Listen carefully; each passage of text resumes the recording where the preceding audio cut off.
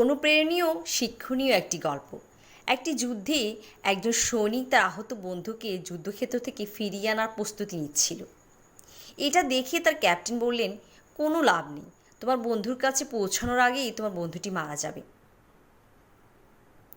কিন্তু সৈনিক তার ক্যাপ্টেনের কথা না শুনে সে গিয়ে তার বন্ধুকে ফিরিয়ে আনে।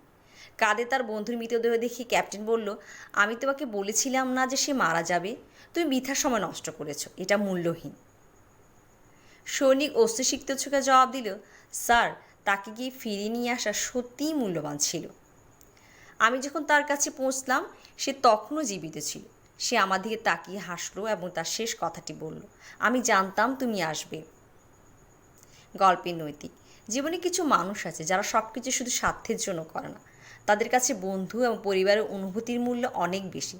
তারা জানে তাদের একটি ছোট কাজ কারো হাসির কারণ হতে পারে।